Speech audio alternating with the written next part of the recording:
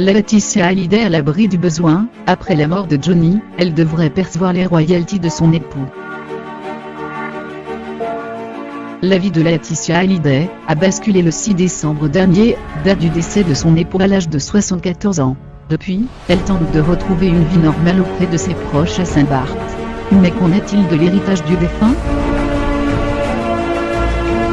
Si Johnny Hallyday était très dépensier, son épouse Laetitia devrait toutefois percevoir un héritage confortable.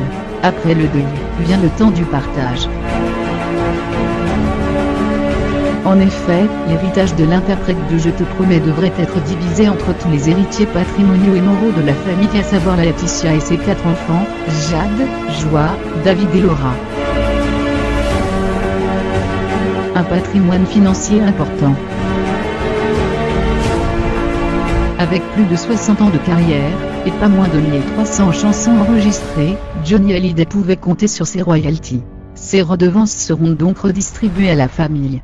Laetitia Hallyday devrait ainsi percevoir les droits d'auteur, tout au long de sa vie. Mais pas seulement.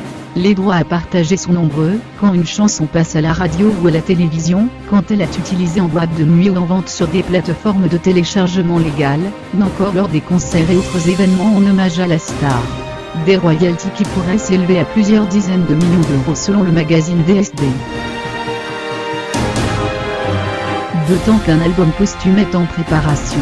Avant son décès des suites d'un cancer du poumon, Johnny Hallyday avait enregistré plusieurs titres inédits.